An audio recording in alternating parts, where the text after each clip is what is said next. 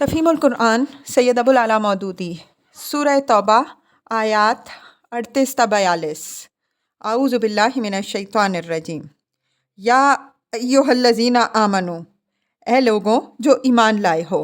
تفسیر: یہاں سے وہ خطبہ شروع ہوتا ہے جو غزوہ تبوک کی تیاری کے زمانے میں نازل ہوا۔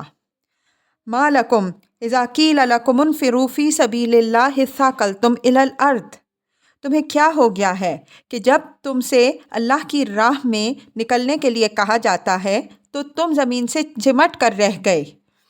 اردیتم بالحیات الدنیا من الآخرہ، کیا تم نے آخرت کے مقابلے میں دنیا کی زندگی کو پسند کر لیا؟ فما متاع الحیات الدنیا فی الآخرۃ الا قلیل، ایسا ہے تو تمہیں معلوم ہو کہ دنیاوی زندگی کا یہ سب سر و سامان آخرت میں بہت تھوڑا نکلے گا۔ تفسیر: اس کے دو مطلب ہو سکتے ہیں۔ ایک یہ کہ عالم آخرت کی بے پایاں زندگی اور وہاں کے بے حد و حساب ساز و سامان کو جب تم دیکھو گے تب تمہیں معلوم ہوگا کہ دنیا کے تھوڑے سے عرصہ حیات میں لطف اندوزی کے جو بڑے سے بڑے امکانات تم کو حاصل تھے اور زیادہ سے زیادہ جو اسباب عیش تم کو میسر تھے، وہ ان غیر محدود امکانات اور اس نعیم و ملک و کبیر کے مقابلے میں کچھ بھی حیثیت نہیں رکھتے، اور اس وقت تم کو اپنی اس ناعاقبت اندیشی اور کم نگاہی پر افسوس ہوگا کہ تم نے کیوں ہمارے سمجھانے کے باوجود دنیا کے عارضی اور قلیل منافع کی خاطر اپنے آپ کو ان ابدی اور کثیر منافع سے محروم کر لیا۔ دوسرے یہ کہ متاع حیات دنیا آخرت میں کام آنے والی چیز نہیں ہے۔ یہاں تم خواہ کتنا ہی سر و سامان مہیا کر لو، موت کی آخری ہچکی کے ساتھ ایک چیز سے دستبردار ہونا پڑے گا، اور سرحد موت کی دوسری جانب جو عالم ہے وہاں ان میں سے کوئی چیز بھی تمہارے ساتھ منتقل نہ ہوگی۔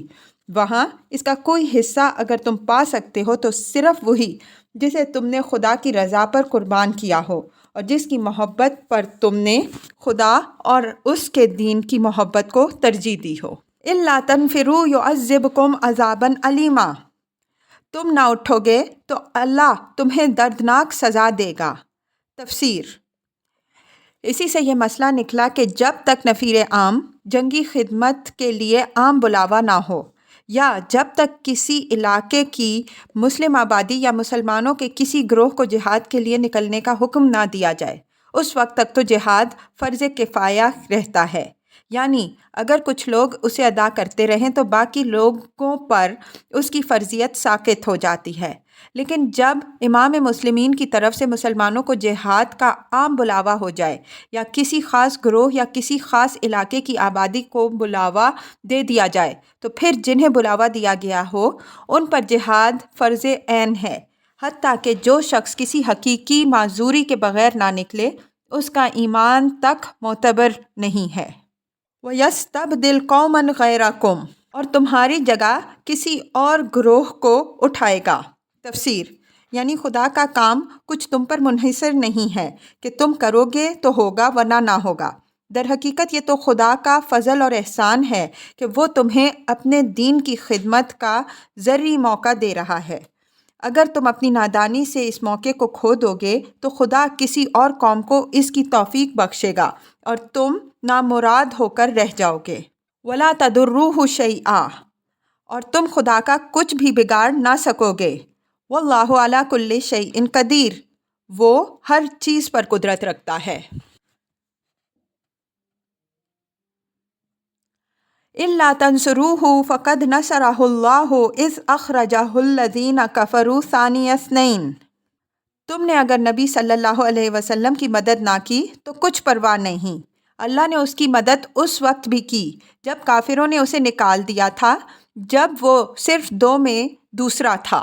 اذ ہما فی الغار، جب وہ دونوں غار میں تھے۔ اذ یقول لصاحبہ لا تحزن ان اللہ معنا، جب وہ اپنے ساتھی سے کہہ رہا تھا کہ غم نہ کر، اللہ ہمارے ساتھ ہے۔ تفسیر: یہ اس موقع کا ذکر ہے جب کفار مکہ نے نبی صلی اللہ علیہ وسلم کے قتل کا تہیہ کر لیا تھا، اور آپ صلی اللہ علیہ وسلم عین اس رات کو جو قتل کے لیے مقرر کی گئی تھی مکہ سے نکل کر مدینہ کی طرف ہجرت کر گئے۔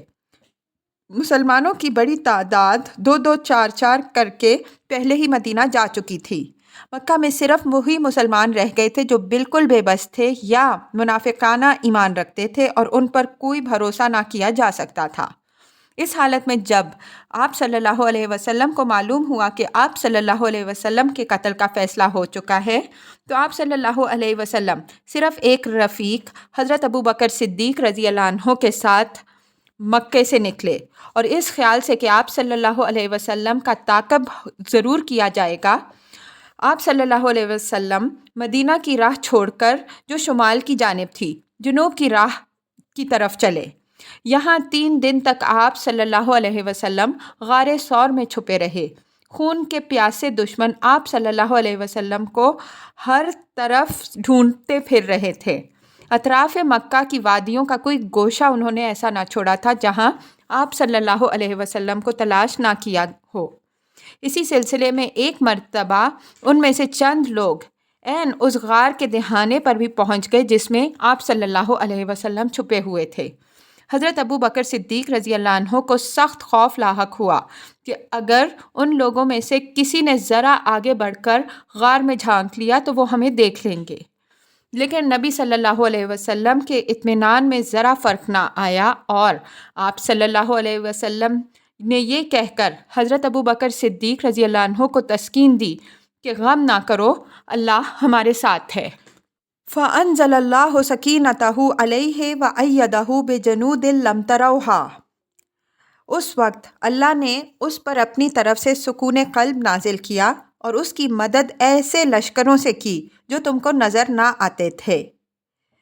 وَجَعَلَ كَلِمَةَ الَّذِينَ كَفَرُوا السُّفْلَىٰ، اور کافروں کا بول نیچا کر دیا۔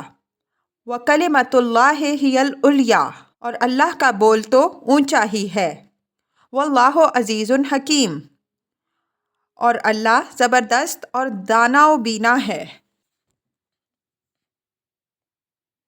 انفروا خفافا و ثقالا، نکلو خواہ ہلکے ہو یا بوجھل۔ تفسیر: ہلکے اور بوجھل کے الفاظ بہت وسیع مفہوم رکھتے ہیں۔ مطلب یہ ہے کہ جب نکلنے کا حکم ہو چکا تو بہرحال تم کو نکلنا چاہیے، خواہ برضا و رغبت، خواہ بکراہت، خواہ خوش حالی میں، خواہ تنگ دستی میں، خواہ ساز و سامان کی کثرت کے ساتھ، خواہ بے سر و سامانی کے ساتھ، خواہ موافق حالات میں، خواہ ناموافق حالات میں، خواہ جوان و تندرست، خواہ ضعیف و کمزور۔ وجاہدوا باموالکم وانفسکم فی سبیل اللہ، اور جہاد کرو اللہ کی راہ میں اپنے مالوں اور اپنی جانوں کے ساتھ۔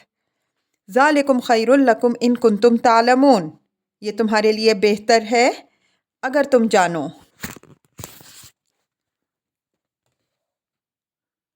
لو کان عرضا قریبا وسفرا قاصدا لاتبعوک، اے نبی صلی اللہ علیہ وسلم، اگر فائدہ سہل حصول ہوتا اور سفر ہلکا ہوتا تو وہ ضرور تمہارے پیچھے چلنے پر آمادہ ہو جاتے۔ وَلَٰكِن بَعُدَتْ عَلَيْهِمُ الشُّقَّةُ، مگر ان پر تو یہ راستہ بہت کٹھن ہو گیا۔ تفسیر: یعنی یہ دیکھ کر کے مقابلہ روم جیسی طاقت سے ہے اور زمانہ شدید گرمی کا ہے اور ملک میں قحط برپا ہے اور نئے سال کی فصل جن سے آس لگی ہوئی تھی کٹنے کے قریب ہیں، ان کو تبوک کا سفر بہت ہی گراں محسوس ہونے لگا۔ وَسَيَحْلِفُونَ بِاللَّهِ لَوِ اسْتَطَعْنَا لَخَرَجْنَا مَعَكُمْ، اب وہ خدا کی قسم کھا کھا کر کہیں گے کہ اگر ہم چل سکتے تو یقیناً تمہارے ساتھ چلتے۔ یُہْلِكُونَ أَنفُسَهُمْ، وہ اپنے آپ کو ہلاکت میں ڈال رہے ہیں۔ وَاللَّهُ يَعْلَمُ إِنَّهُمْ لَكَاذِبُونَ، اللہ خوب جانتا ہے کہ وہ جھوٹے ہیں۔